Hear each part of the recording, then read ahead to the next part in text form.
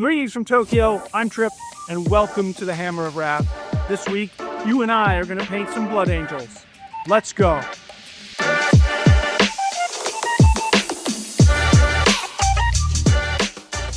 This video is sponsored by Skillshare. Thanks for joining me in the studio. This week, you and I are going to build and paint the brand new Blood Angels Combat Patrol. But first, it's finally here. The episode where we talk about pachinko.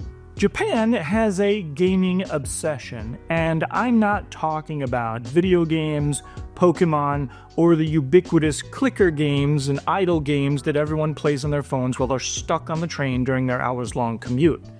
I'm talking specifically about pachinko. Now, at its most basic level, pachinko is a game where you put your money into the machine and a bunch of small steel bearings spill out into a reservoir at the bottom, and then one at a time you use a plunger like a pinball machine almost to launch those up into the playfield and hope that they land into one of the pockets that's worth a certain amount of points. There's a fair amount of chance here, along with a little skill mixed in, and if you happen to hit a certain point threshold, a large payout or jackpot of those same steel bearings will spill out into the reservoir at the bottom. And by that description, you would think that it's a relatively harmless pastime, but anyone who passes by one of these parlors will immediately recognize the sights, sounds, and smells of a gambling parlor anywhere else in the world. As you walk by and the automatic doors open up as you're passing, not only do the cacophony of sounds and bells and whistles and sound clips come pouring out, but the rancid smell of stale smoke from people that have sat there all day chain smoking and just plunging dollar after dollar into the machines. Looking at the modern pachinko machine, you will see that much like modern slot machines, they're adorned with dozens of LCD screens in the back and above and on the sides. And whenever you hit a certain score or perform a certain action within the game, there are all sorts of audio and visual feedback cues meant to hit those serotonin centers in the brain and keep you coming back for more. But it's not just that. Now, within the parlor itself, outside of you putting money into the machine and the steel bearings coming out at the bottom, there is no exchange of cash. The bearings are technically worthless and meant only to play the game. But let's say you hit a big jackpot, hundreds or thousands of steel bearings come out into the reservoir below.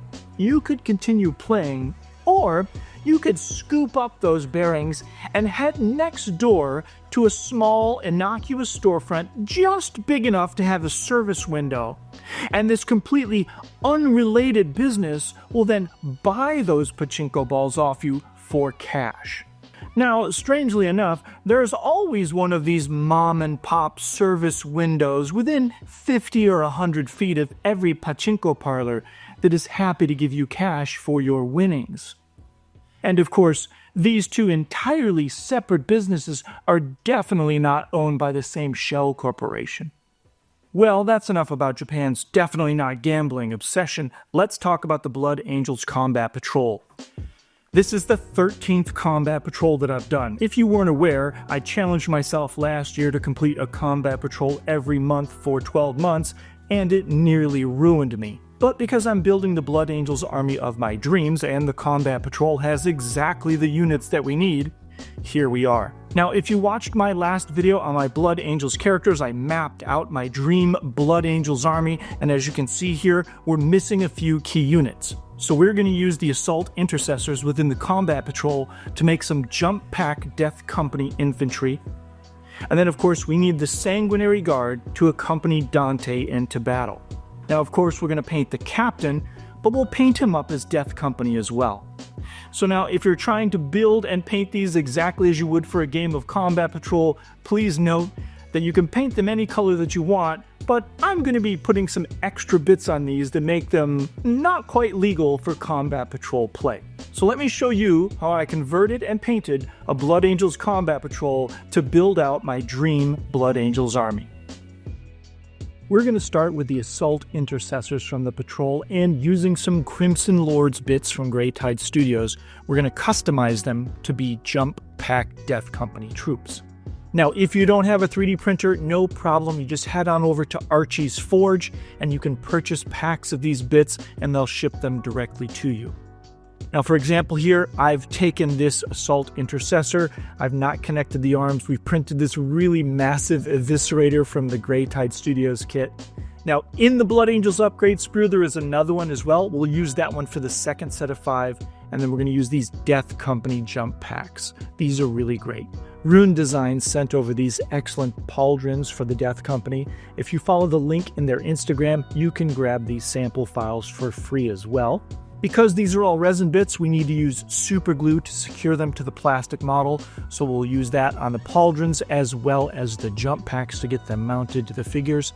And once we're all set, we'll start priming. As always, I'm using Vallejo polyurethane black through my airbrush and white on the bare heads because we know we're going to be doing some skin tones later on. Now, the key to really quick Death Company is this. Once you have your prime down, you just dry brush on dark silver. That's black and silver mixed together. We dry brush that really heavily over the entire model, and once that's dry, we'll do an all-over wash of Nuln Oil. That's 90% of the model done right there. Now, Death Company weapons are red, and red is notoriously tricky to paint. You can spend hours doing layer after layer. In this case, I just sort of stuck them in a poly bag so there'd be no overspray, protected their hands with some poster putty, and used the airbrush to lay on those flawless reds in a matter of seconds. It's really satisfying to pull away the putty and see that you've managed to paint things without ruining anything else. To finish up the weapons, we'll go ahead and apply our metallics. This is Army Painter Fanatic Plate Mail Metal. It is my new favorite metallic silver color, and then we'll use Mechanicus Standard Gray on the foregrip to finish it up. Now, for the jet exhausts, we go ahead and put down a layer of white inside, and once that's dry, we'll put down a layer of orange. Now, once the orange is dry, I'll take some white ink and I'll put it in the details, and when the ink is dry, we'll just sort of put a yellow, a very transparent yellow over top of that. Gives us some of the detail in the engine, makes it look really hot inside. It's a quick way to get that done. We'll go ahead and move on to some of the smaller details on these 3D printed backpacks. There's lots of really fun sort of Blood Angels details like blood vials and things like that. Here on the faces, we've gone ahead and applied a skin tone, and then we're doing a wash of Carberg Crimson and Reichland Flesh Shade to give them that sort of waxy and vampiric appearance. Then we'll go through and do the hair. They all look blonde here, but I ended up mixing some different skin tones in there, as you can see, as well as some different hair colors. Because some of these heads repeat, we want to mix up the hair color and things like that so that they don't look like it's the same head over and over again. Now, I've laid down a flat gray in any area where I want to put down a red with the brush. That just helps us use fewer layers to work up from a black. And this red has pretty good coverage over gray, so we'll just use our 00 brush, go in there and do things like the Death Company markings on the jump packs and the right pauldron. Once that's set, we'll go ahead and use, again, that plate mail metal to do the exhausts on the outer edge of the jump packs. And then we'll use Army Painter Fanatic Soft Tone on those. This is going to settle in and give it almost like a, as you can see here, once it dries, it's much less yellow. It's more like an aged metallic feel. We're going to use Army Painter Dark Tone on all the other metallic bits. Now, one of the major visual aesthetics at my Blood Angels army is that all of the units are on these white marble bases. I used to have this recipe where I used Drakenhof Nightshade and Lamian Medium in multiple mixes in order to do the different layers of the marbling. And it's sort of painstaking and takes hours per base, and we have to do like 16 of these, so we obviously don't have time for that. So I decided to head into Photoshop, and using my stylus and my tablet, created a multi-layered file with the different layers that I would normally have painted on. And then I went through with a 32mm circle to see, oh, if I create these as templates, I'll be able to move these around. So then I took that file into Illustrator, used Auto Trace to turn it into black and white line art, and then within Illustrator you can create an STL, a 3D file, and I made this 0.4 millimeters thick. So it's been extruded to 1/2 millimeter basically, and I bring that into my 3D printing application. I send that over to my FDM printer, and 25 minutes later I have these flexible stencils that I can use. So using Army Painter Wolf Gray and White in a 5-to-1 mix, I applied my first layer through the stencil, curious if it would work at all. And when I pulled it up, I was actually really surprised. Any place where the stencil lifted a little gave it sort of this sort of soft, wispy feel that, painting marble often gives you anyway. So when we put the second stencil on with that Wolf Gray at full strength, well, this is what we got. And I mean, come on, right? Like, I was able to crank out all 16 of these bases in a matter of minutes. So I'm pretty happy with how that turned out.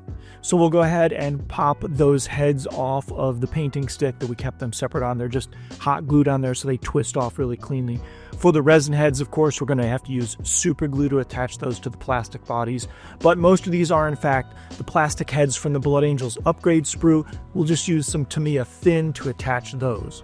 Just a few final touches here. This is True Blood from the Army Painter Fanatic range. It's really good. It's just like Blood for the Blood God, only it's a little brighter. I actually prefer it. So we'll use an old torn up brush to sort of smash that anywhere where they would have done some real damage with their claws or the teeth of their chain swords. And to finish them up, we'll use the airbrush to get blood splatter everywhere. If you want to learn more tips and tricks like that one, you can do so by joining the world's largest online community for creatives, Skillshare. Skillshare has thousands of creative classes in countless categories, and when you join the community, it will ask you what areas you are interested in, tailoring their recommendations specifically to your interests. For example, if you want to learn more about how acrylic paints behave, you can take a course from a professional artist that describes the nature of the paints and how to control them. Or if you're more interested in scale modeling, you can take a class that breaks everything down, including the tools and paints that you need, how to apply decals, or assemble the final model.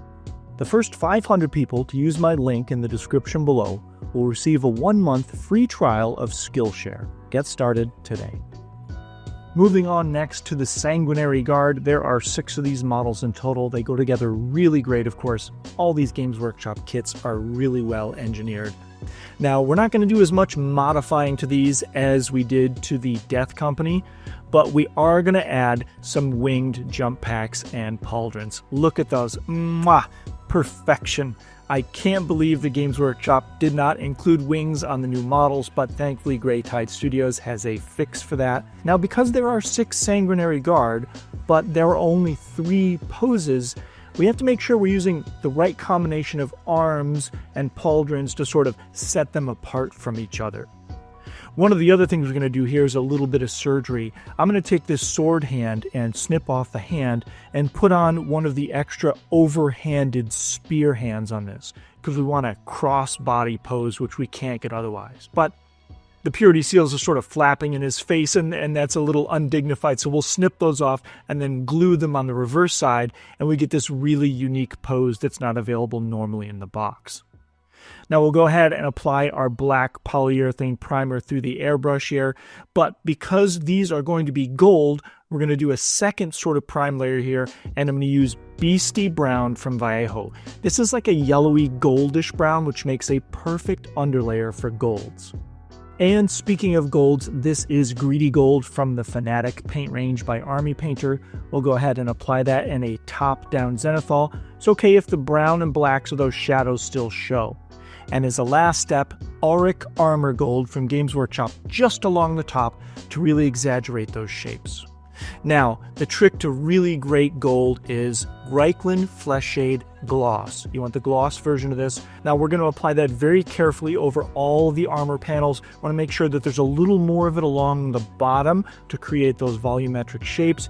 We'll do the same things on the helmet here. And once that's fully dry, we'll go ahead and dry brush that Auric Armor Gold back on to bring up all of our high points and our edges. As a last step to finishing the gold of the armor, here I'm taking Canoptic Alloy. This is a warm silver color from Games Workshop, and we'll use our 000 brush, and we're just going to put that along the very top edges of all the armor plates and shapes. The collars, the top of the pecs, the top of the abs, any sort of buckles and knee pads and things like that.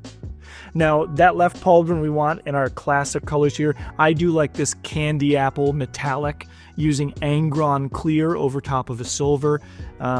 You see I left some of the shoulder pads off. I got overexcited and started attaching them and had to mask them off with this poster putty, but fortunately it came out okay in the end. I really like the way this looks. Now here on the haft of the spears, we're going to get really great coverage with the Army Painter Fanatic Oak Brown. It just goes on a single coat, covers really well. And we're going to use the Army Painter Black in order to paint our blades black, and later on you'll see why we're doing this. While we have the black out, we'll also paint the weapons here, any place that's going to be silver and any place that's going to have the black casing or housing over top. Now I'm using Mechanicus Standard Gray from Games Workshop to fill in all the soft seal areas. And while we're painting gray, I'm going to get Vallejo Cold Gray out. This is a little bit lighter gray, and it covers really well. And we're going to do this because you'll see in the next step, we're going to put contrast Blood Angels over top of this. Now on the bases here, we're using that same cold gray because we know we're going to work up to a white. And this has really good coverage, and you'll see here as I apply it on the base, even if a little bit of the gold shows through because I'm spreading it too thin, that's okay because the multiple layers of white on top is going to completely cover that gold. Here I'm using Army Painter Dark Tone inside all of the soft seal areas to bring out the shadow details and give them definition. And then on the sculptural parts of the bases, a little Drakenhof Nightshade to sort of bring out the shadow details. Now, as I mentioned before, here, Blood Angels contrast straight out of the pot over that Vallejo Cold Gray. It gives a really great effect. It makes this dark shadow gray. That's going to be the base for all of our red colors on the tabards and banners and things here. Once that's dry, I'm going to go through with Vallejo Gory Red. And I'm using my 000 layering brush here, and we're going to build that up over several layers on top of each other, getting finer and finer. Now on the banner, we're going to cheat a little bit. We're going to take that gory red and we're just going to dry brush it on. We're just going to mash it on there, and then we'll go through and sort of clean it up with the brush. Once those reds are down, we'll go through with the golds and we'll bring out all the banner details really carefully. We'll go ahead and twist the heads off the painting stick, and because we've got some thick gold paint here, we're going to use Revell Contact to Pro to melt through that paint and give us a solid bond. Now, we painted the swords black, and we want that really cool sort of blue electric vibe that they have on the packaging art. And if you don't have an airbrush, the only way to do this is to glaze. And so I'm going to show you here. I've taken two of the paints from one of the triads within the Fanatic paint range. I'm starting with Imperial Navy and Black, mixed 1-to-1. And then I'm working up to just Imperial Navy. And then I'm taking Imperial Navy and Crystal Blue 1-to-1 and mixing those in. And you kind of see the point of we work up slowly to it. Now, I didn't use the stencil on these 40mm bases because I hadn't made the stencil big enough for 40mm bases. I wasn't thinking that far ahead. And on top of that, the models were already glued down. I couldn't get the stencil on them. So I just painted those manually. I've kept the jump packs separate, obviously, because there's so much work that has to go into them. What we want to do here is make the wings out of marble. So I'm going to lay down my white base coats, do a Drakenhof Nightshade, and then I'll go through and dry brush everything to get the highlights. Then I'll go through and brush each individual feather. Yes, it was a lot of feathers. And then I've painstakingly hand-painted the marbling on all of the wings. That took a while. Now we're going to make the inside of the exhaust blue to match Dante, who will be leading them in my army. And once we've got that where we want it, we use some poster tack to seal it off, and then we spray our gold over the main body of the jump pack. Now I'm going to do the front side first, finishing it with Reichland Flesh Shade Gloss, and then highlighting the higher ends of the spheres and shapes to exaggerate them. And once we've got the impossible to reach places done, we'll glue those onto the model and then finish the rest of the jump packs, making it a little bit easier on us. We'll go through, lay down our golds, our washes, our highlights, and then finish the engines with plate metal metallic. And finally, on to the captain. Now, they show you two ways to paint him on the box. He can be red or he can be gold, but why not black, right? We're going to make him a Death Company captain. The model has a lot of these really great details, but we are going to swap out his left hand for this really great power fist that's included in the Grey Tide Studios kit. It's very vampiric, and there was this tattered wasteland cape. I could not pass it up. I know it's stupid that he's going to have a jump pack and then you would have a cape underneath the jump pack, and of course it would catch fire. Rule of cool wins. I couldn't pass it up. Again, our Death Company recipe is really simple. We're going to brush on what looks like too much dark silver, but we'll go through with that Nuln Oil and just knock everything back, giving us a really great armor finish really quickly. Once we've got the armor squared away, it's time to move on to the cape. Here, again, I'm putting down that Vallejo Cold Gray because of the coverage, and it's light enough that a lot of other colors play really well on top of it. Like again, Blood Angel's contrast goes right over it, makes a really great shadow red color that's a base for brighter reds to bring out the folds. Once we're waiting for those to dry though, we'll move on to some other parts of the model, hitting the details like the buckle and the purity seals, all these tassels and blood vials. There are a couple places here. Now, I've made the specific choice for no gold, right? He's Death Company, it's very somber, black and silver only. On the back side of the cape, we've made it a khaki. I love two-tone capes, and we're going to start putting some dirt all over the cape here. Again, it's Death Company, right? These crazy lunatics, they don't take care of their armor. They're kept in like some secret tower and then unleashed upon the enemy, as sort of a weapon of last resort. So their armor is going to be damaged, not well kept. Cape's going to be tattered, covered in dirt. Now I've picked a jump pack here that's a little more ornamental than the others. That's another great one from the Grey Tide Bits pack. And I'll go ahead and super glue that on. Once that's on, we're going to be able to finish up some of the smaller details like this chalice that I've put on the top here. We'll use Army Painter Dark Tone on that and then highlight it up. And then on the engines, we're going to use that soft tone. Again, it looks really orangey yellow when you put it on, but it dries into this great subdued metal color. We'll pop the head off, super glue that on, and I got this really great base from the Grey Tide Bits pack.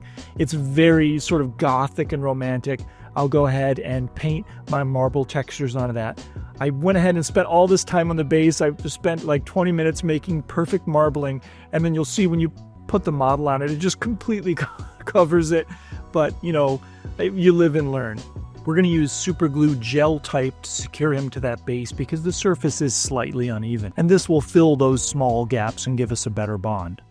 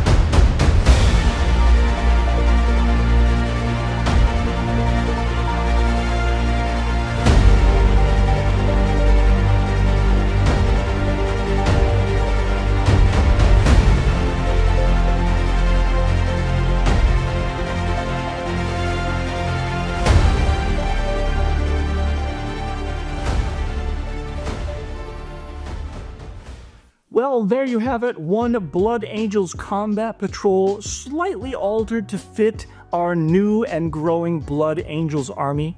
I hope you enjoyed the video. It was my genuine pleasure to make and share with you. If you'd like to help the channel, please just like, comment, and subscribe. It costs you absolutely nothing, and it can really help us grow. Or you can always join our Patreon, linked in the description below. Joining the Patreon at any level grants you access to our private Discord server where like-minded hobbyists help each other out every day with honest and kind feedback. Thanks again for joining me, and I'll see you on the next one.